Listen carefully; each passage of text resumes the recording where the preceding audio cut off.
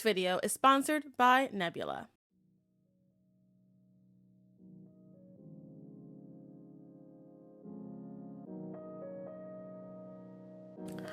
Pride is an interesting time. More often than not, it's both a time for celebration, but also for overthinkers such as myself.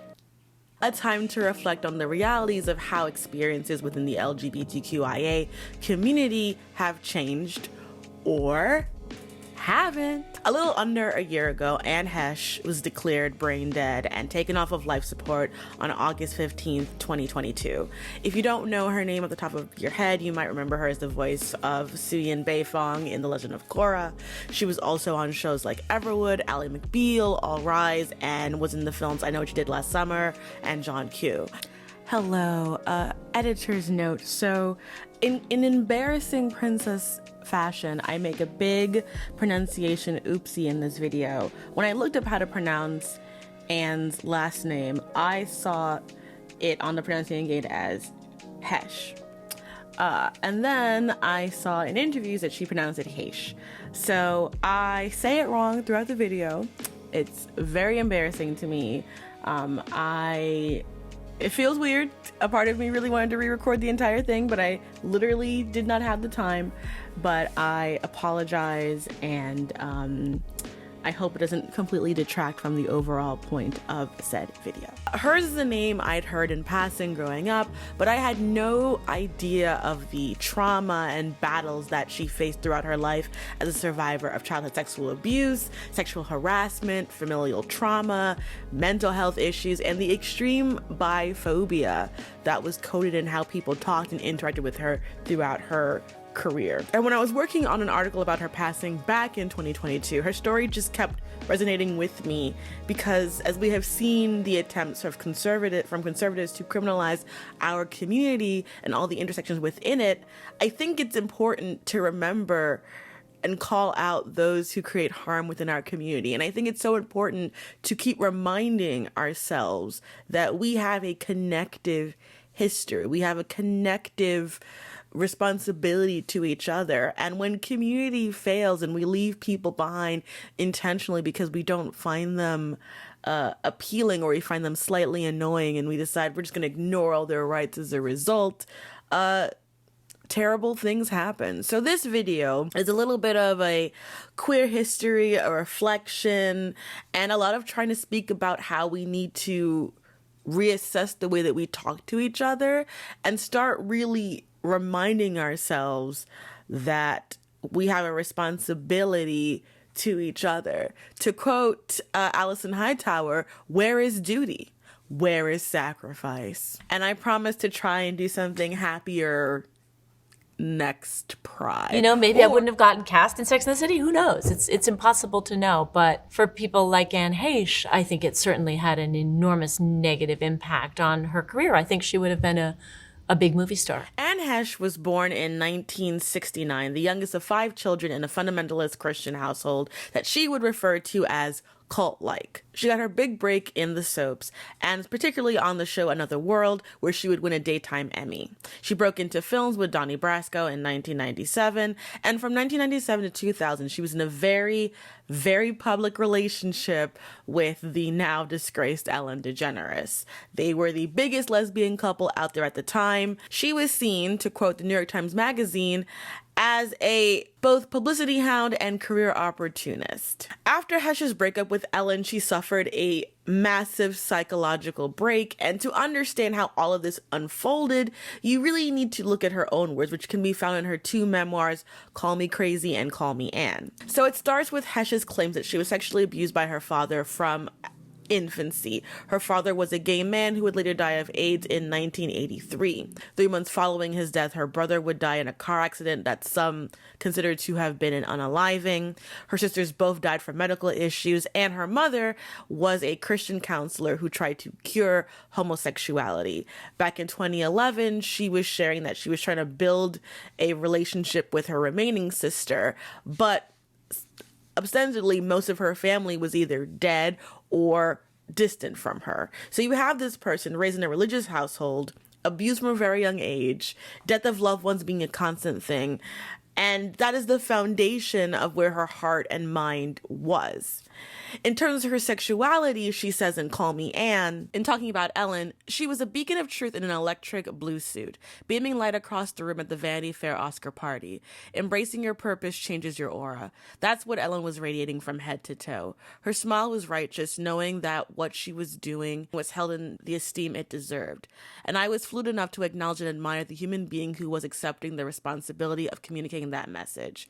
I had the honor of standing by her side for the time she needed me there.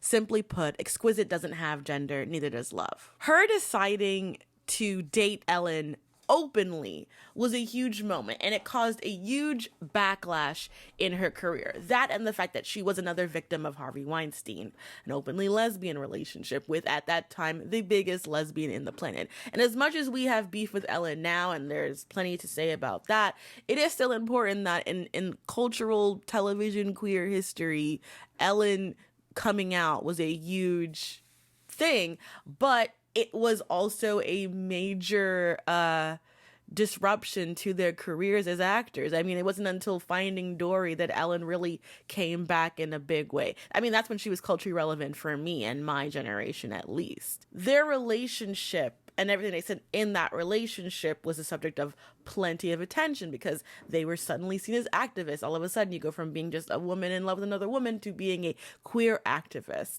And during their relationship, they made comments about how they wouldn't get married because not everyone could, and they wanted to wait till everyone could. Once they broke up, because Heche was bisexual, queer, fluid, basically not a lesbian, there was a pushback that she was only doing that she was basically being gay for attention, even though she was already a working actress with a notable career and an Emmy by the time she started dating Ellen in 1997. And then you look at the past articles that discusses her queerness, there's a lot of biphobia and a lack of intersectional understanding about mental health, and honestly just a lot of blaming of Heche for being with a man after no longer being with Ellen, which, as someone who, when they had broken up with their female partner, dated a guy for a while, as this guy for a while, was hearing that same bullshit, and it was just like, bisexual, attracted to my gender and genders other than myself.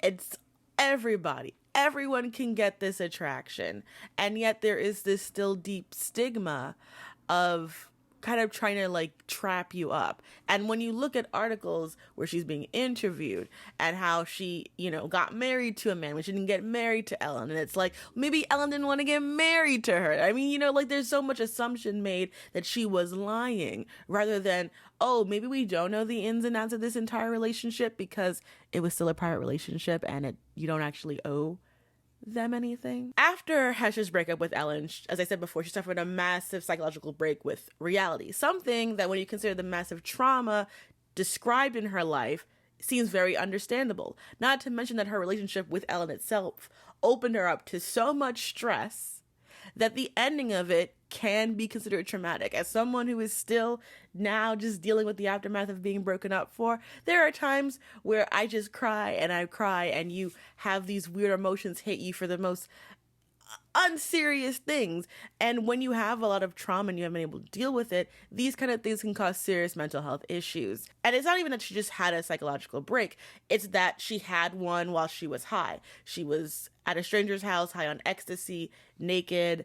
When the police arrived, she was talking to them about being God and taking people to heaven in a spaceship. So basically having a massive psychological break, but being done so in a way that especially media in the late 90s and early 2000s would just lampoon, because that's what late night television did. They were like, oh, a woman's having trauma on the main screen, let's exploit it. Once she got well and wanted to share her story in her book, Call Me Crazy, it had the unfortunate timing of being released very close to 9/11.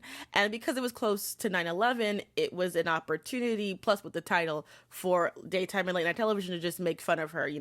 Jay Leno, who is like patient zero of how can I ruin a woman's life today, said to think that all we had to worry about 2 weeks ago was that Anne Heche is crazy. But again, I think the most tragic thing, and I think the thing that's so relevant is the betrayal factor, because I think it's interesting that when it comes to sort of the politicking and gatekeeping within the queer community, there tends to be, when it comes to cis and trans women and femmes and non-binary people who have vaginas, there tends to be this hyper policing of what we are doing with our bodies, with our time, and who we're dating. And to be quite frank, as a Black woman, I do understand that who you date is political. I do understand that if you are a socially conscious person, there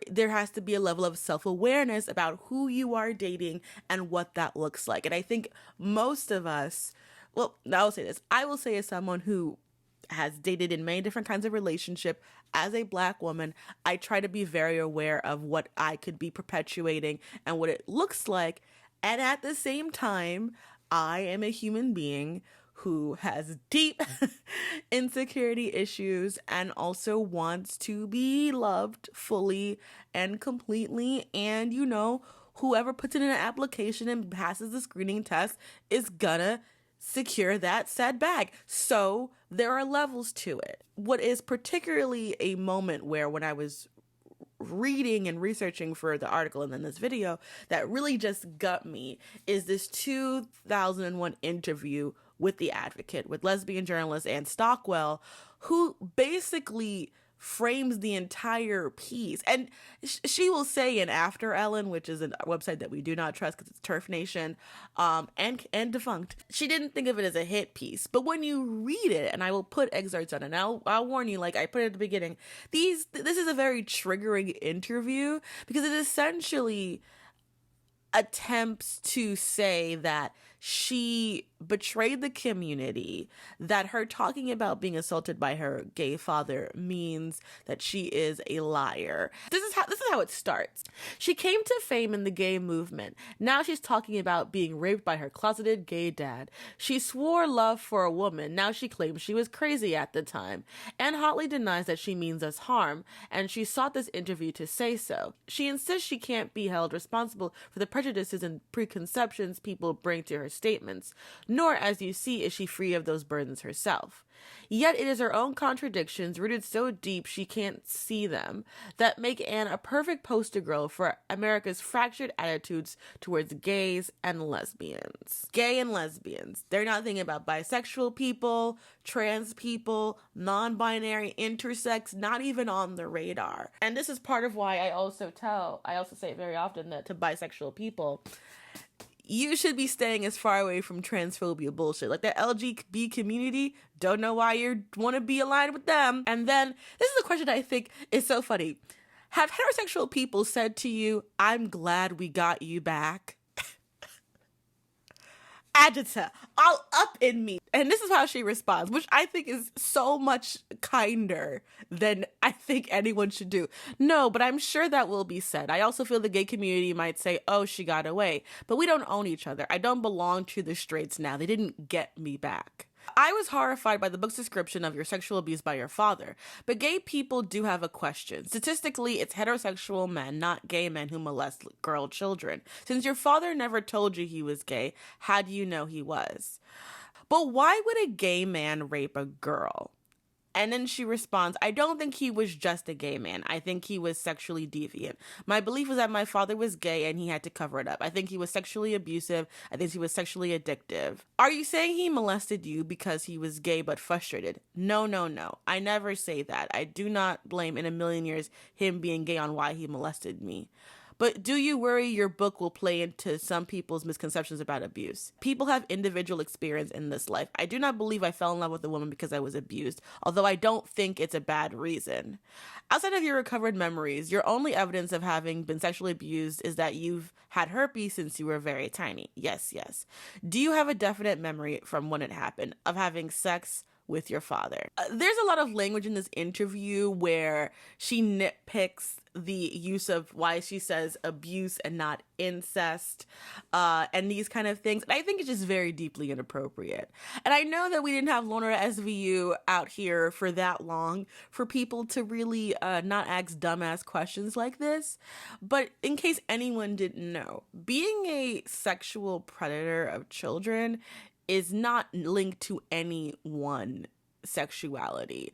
And abuse of people is not about sexual attraction. So him being a gay man but still being sexually violent towards his daughter is absolutely possible and has nothing to do with him being a gay man. He could have just been an abusive person.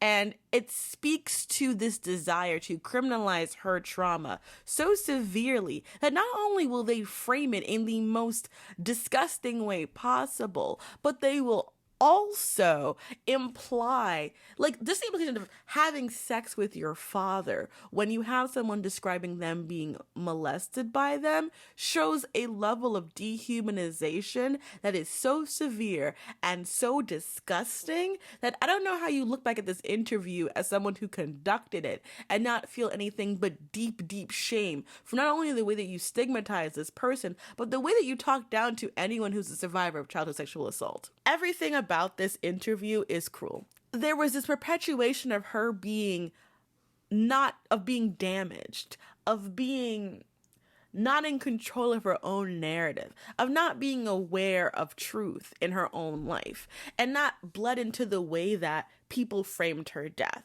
Because when the accident happened in 2022, reports said that she was driving under the influence of drugs. You know, the crash happened, it caused a massive fire, destruction of a home, which got the full GoFundMe for, and she was originally in a coma before being considered brain dead. And there was also speculation about, like, was there drugs in her system? Was it this? They talked about fentanyl, cocaine. Everything was brought up.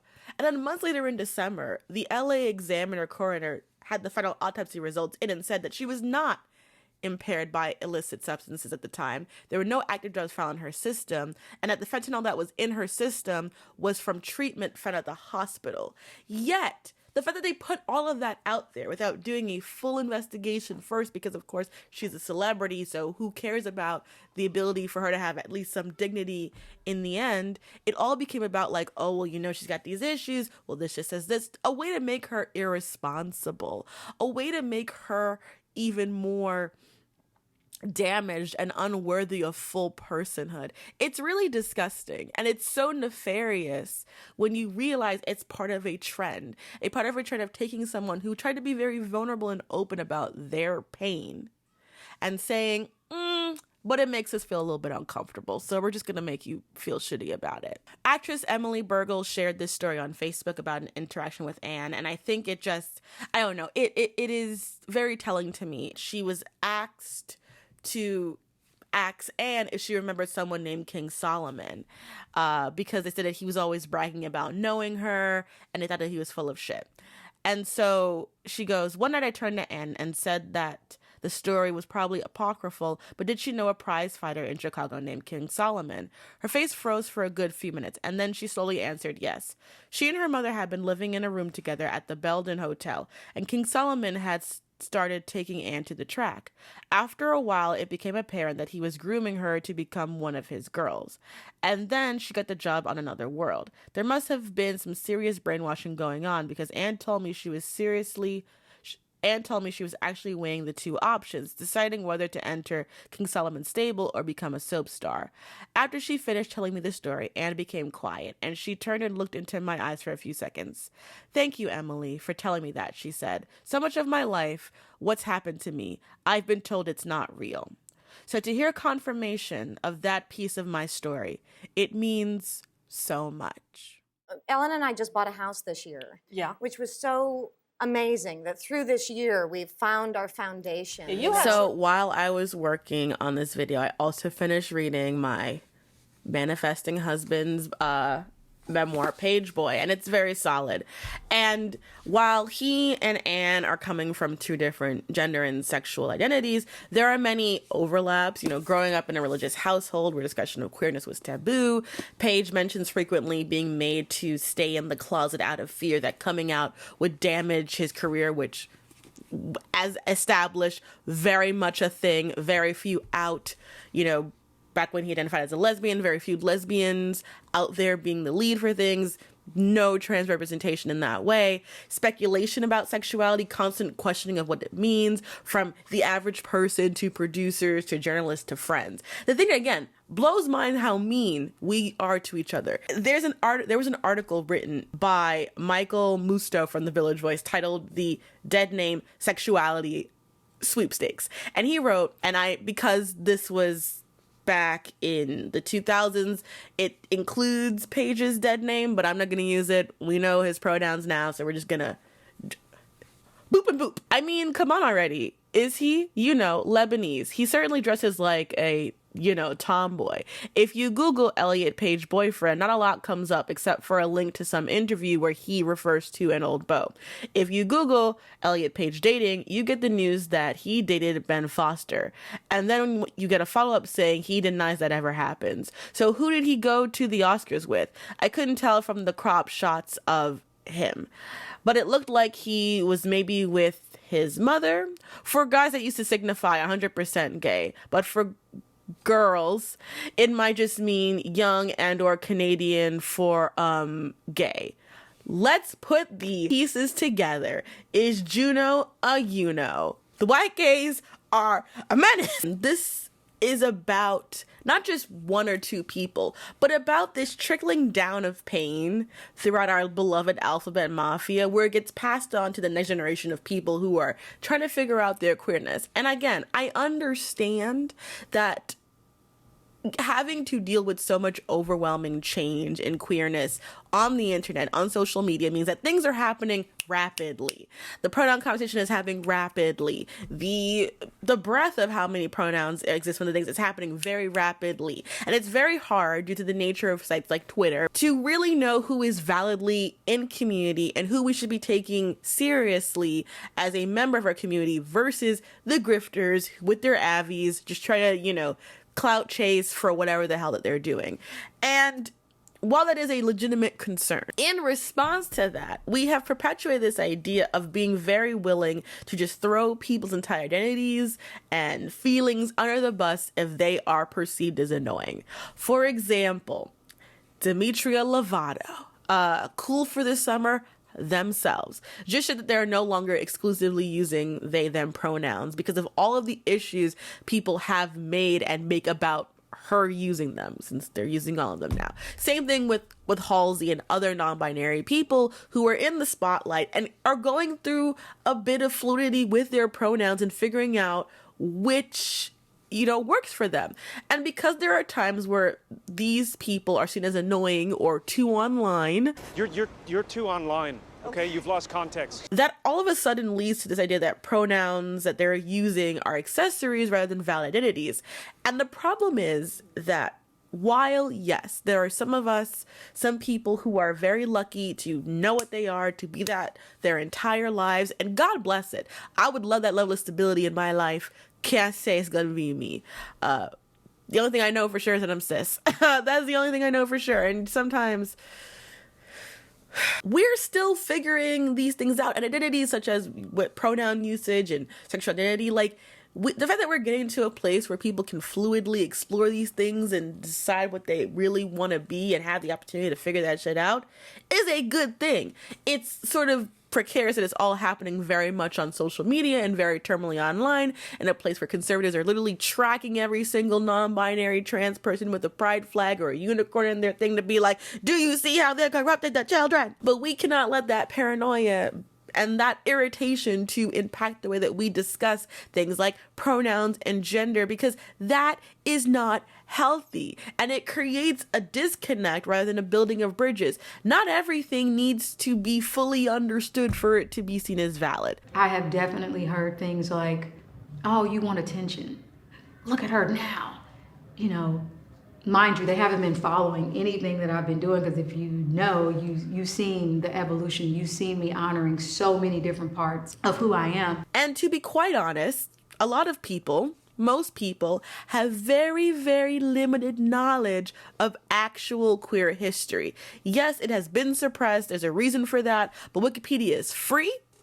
And many people do not want to be fully literate on those issues. They just want to be, which is valid. And it can still lead to a lot of disconnect and disconnection between historical periods.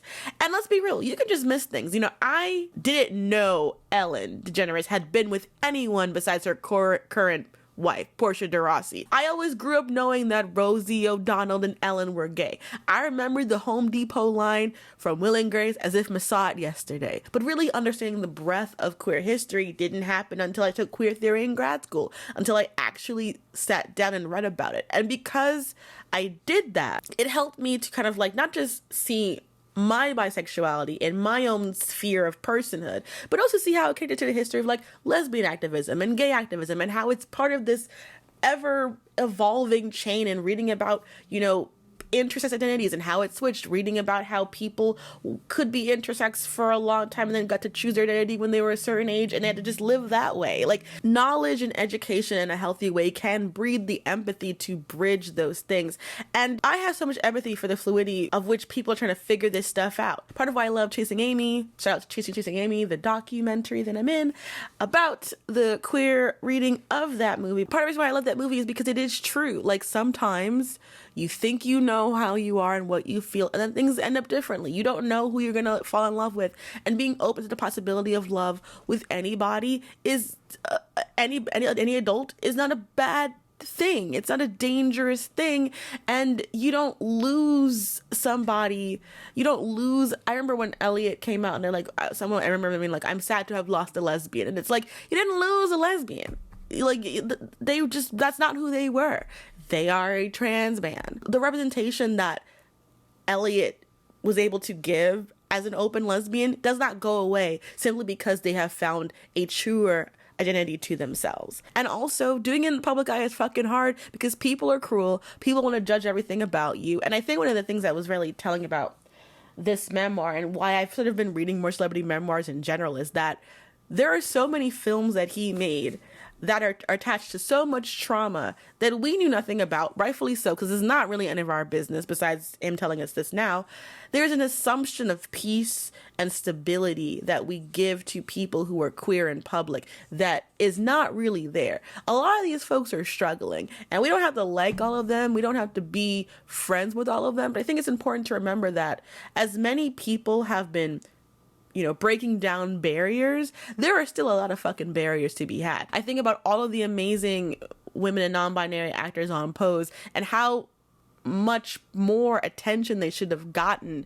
And just because they've been elevated this way doesn't mean that it means the trauma goes away, doesn't mean the pain goes away, doesn't mean they're automatically all activists. It's a lot. And as a community, we have to start asking ourselves, is like, how are we taking care of each other? Are we promoting people to be activists who are just not prepared to do so? Are we kind to each other? Are we kindest to the ones who need it the most? Or are we always favoring the people most closest to structural power? Because that's something that I also be noticing, and I'm not trying to call out people, but some of y'all are very quick to let the cis men speak. Y'all really love a cis white man. It's really embarrassing. On the personal end of it, that was me, Kiki, having been dating and, you know, always, you know, being attracted to women, but also always feeling like the respect that I was expecting in relationships with males. It was just like, I felt like the guys was always thinking that they had held all the damn cards, where it was like, okay, if you want to date other people, then I'm gonna date other people. Like, but now that you know I'm not totally tied down to you, now you want to play games with me? Well, understand, honey, I don't have to deal with you. I can go over here with her. I got many of buckets to choose from, sweetheart. So I think now is the time for my little bisexuality soapbox. One of the things I hate is that when Pride comes, weird discourses happen. Speaking for myself, I'm tired of the bisexual discourse that seems to not only be patronizing, but a continued erasure of the lived experience of a lot of bisexual women and femmes. There was a tweet that went around, I think it was last year, and I've been thinking about it ever since, that discusses the privilege of women with cishet or simply cishet presenting male partners. And it's a conversation that I've heard for years, participated in years, because yes, there is a difference to walk around in what seems to be a heterosexual relationship than a queer one. I understand that. And many of us who are bisexual and have dated people who present as cis of the opposite sex and gender, we understand this. What is ignored, though, since its inception of this thing that we are addressing, is that bisexuality has been framed by biphobic people and bisexual people who want to play into that to show that they are like pick-me's or whatever, that it's a phase and a joke sexuality that people didn't even think existed. And it's like, that's why it is exhausting that when we talk about bisexual people, it's only through this one discussion, which is essentially saying that like we can pass if we choose erasure. And I think the problem is that like even when we do pick the right kind of partner, we can be viewed as nefarious no matter what. People will be asking us for labels that maybe we're still processing. And it's honestly, it's not really your business. Case in point, Rebel Wilson. Rebel Wilson's forced outing was very depressing. As someone who rarely finds a reason to defend Rebel Wilson because I'm still mad at her for cats, I think so much about when that Sydney Morning Herald journalist published an article about her being in a same-sex relationship with snarky comments about it and about what it meant. And this is the thing, again, and what it will remind you of is the article we read about with Michael earlier on. This is understood to be Wilson's first same-sex relationship. At age 42, in an era where same-sex marriages is legal in many parts of the world, and thanks to decades of battling for equality, sexual orientation is no longer something to be hidden, even in Hollywood. Up to now, Wilson has identified publicly as a heterosexual woman. It is unlikely she would have experienced the sort of discrimination, let alone homophobia, subconscious or not, that sadly still affects so many gay, lesbian, and non-hetero people. What the fuck is this? If she is now in a same-sex relationship and happy in it and in love and doing what she wants, why are you concerned about who she was with beforehand? People can, and that's the thing too, while the stereotype of bisexuality being linked to experimentation is a bad thing because it inherently treats bisexuality as experimentation, which is a problem, there is nothing wrong with experimenting to figure out what your sexuality is. There is nothing wrong about all of a sudden you've been dating men your whole life and then all of a sudden you meet a woman and then you're like, I could not be with this person. I mean, that's literally what happened to me. For a long time, I just thought that I was like a straight heterosexual woman who really, really liked silver hair anime boys and dark-haired women with dark eyes, and if they're tall, all the better for it. I thought that I just wanted them to be friends. I want to be friends with them. I thought, like, yeah, I don't want to date Emma Watson. I just am obsessed with that thing she does in the Bling Ring trailer. I'm ready to dance when the that is a totally normal, non-sapphic feeling, and I thought that way until I was in college. I was 20, I believe, probably 20, and I realized that I was desperately and stereotypically in love with my best friend. Mind you, I had experimented in some experiments. So articulate, princess. I had experimented and I'd kissed another girl before. I had enjoyed it, but I had this kind of denial of like, no, this is just like a thing. And then I met the person who would be my first girlfriend. It was that at a certain point I realized that the absence of her presence was like terrible, and that when she spent time with other people, I'm like, I want you to spend time with me. Like, I was like, I want you to be with me. And it's a wonderful feeling. It's completely overwhelming and exhausting if you were in as deep denial as I was. But it happened. At that point, you could have said, for most of my life, I'd only been interested in men, had only ever been with men, and then there it is. As far as right now, you know, I still, until I'm 40, I will have, for most of my life, been straight. The thing that I wish that we could talk about more in bisexual relationships is like that we experience higher levels of intimate partner violence than lesbian or heterosexual women. 61% of bisexual women reported being assaulted, stalked, or R-worded by an intimate partner, compared to 44% of lesbian women and 35% of heterosexual women. Bisexual men also face a lot of sexual violence due to the stigma of their sexualities as well. What we are facing as bisexual people is abuse, degradation, and our sexuality being used to attack us. Regardless of what side you fell on the Deb Hurt case, y'all know mine. The reality is that all of the big alleged male domestic abuser cases where they're suing their female partners and labeling them as like liars and manipulators, they're all bisexual. Angelina Jolie, Amber Heard, Evan Rachel Wood, Megan Thee Stallion, all bisexual, all being seen as intimidating, all being seen as manipulators. Bisexual men, we are liars, we are hiding things, we secretly want to do something and not do the other. While there is a privilege to it, they are also under exploring and under acknowledging the way in which the fact that we are fluid sexually, romantically, is used to say that we are sneaky snakes who cannot be trusted, that we cannot be trusted, we do not know our own truth, we don't know our own history, and that bleeds into how we treat non-binary people, intersex people. It is literally all connected. Bisexuality is sort of at this beginning thing of breaking the binary of either straight or gay, either or. And we were another. And that otherness is why we were stigmatized and why the trans people are stigmatized, why non-binary people are stigmatized.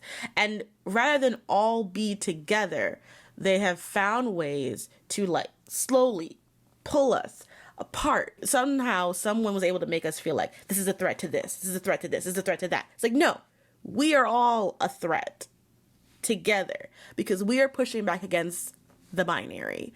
And rather than have that be a built upon history, it's all being used to sever us. It sucks. Solidarity may be a myth, and I've long accepted that, but I also think that we should be doing better. And I also think it's worth acknowledging that you have bi people, trans folks, asexual people, all fighting for a place in the community, a seat at the table, to be acknowledged for the fullness of how we see ourselves versus how people interpret us. And yet, y'all will let a cishet person, especially a white one, into the pearly gates of a GLAAD award anything. Taylor Swift can be a lesbian icon, but if you stumble or you are a non-binary lesbian or you're this or you're that, all of a sudden you have to prove your legitimacy. Meanwhile, people create whole entire fan theories and who's dating who, for people who have literally not even been brave enough to support trans people in their concerts while Lizzo is doing that shit with her whole fucking chest. In conclusion, I often joke that I make my bisexuality half of my personality because it took me so long to get here. And, you know, I think about, as of this year, I have been out to my father for the last 3 years of my life. And that means the last 3 years of my life, everyone who I loved knew the fullness of who I was. And that feels great. Those of you who followed my channel all these years know how long it took me to get here. And I think about that until, like I said, until I'm 40, 41, I will have spent most of my life trying to fit into somebody else's thing. And only then will I have started being like, okay, now the rest of my life can be the fullness of who I am. I think about all of the female celebrities I see I'll get dragged and ridiculed for being queer, questioning them, using their sexuality as a way to further sexualize them. I think about the way that queer men are fetishized, and that young bisexual kid from fucking Heartstoppers that was getting endlessly harassed for being out with a woman. It's like, he's bisexual, his character is bisexual, like they are able to date any gender. Why are you doing this? We are fighting for bigger things than it is to like every single queer person that I'm in community with.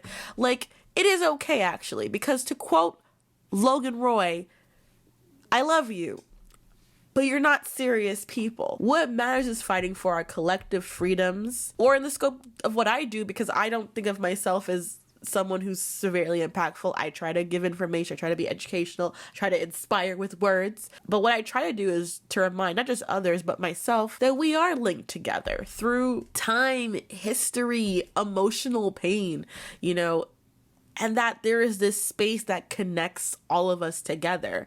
And I just want us to be kinder, because ultimately, I didn't choose to be bisexual. I'm just attracted to all of the genders. That's it. It's honestly more L's for me to take across the board, and I take them frequently. Still have to deal with transphobia, colorism, fat phobia, ableism, and all those genders anyway. So honestly, it's literally more room to be disappointed. So I think I'm quite generous taking that burden away from some of y'all. Because we're not here because of perfect love. We're here to find the possibility of a true, honest love. Whatever that looks like. A love that can make us feel seen as we are, not as what other people want us to be. I want us to learn from the mistakes of the past. And while celebrities are imperfect examples because of the amount of publicity they get, they are good case studies for what happens when we choose cruelty and choose gossip and choose a desire to tear someone down rather than build bridges. And I don't think we need to build bridges with everybody. I'm not saying that. But what I am saying is that we can still be conscientious of how we talk and treat each other, because ultimately, if we are going to treat the future labels and sexualities and identities within our community as only as important as the person using them, then we're never going to get anywhere.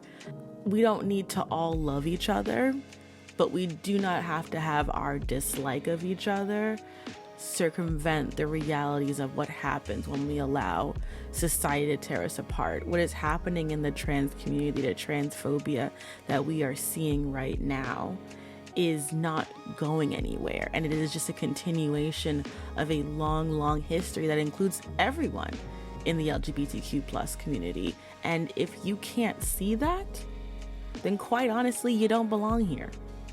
You know?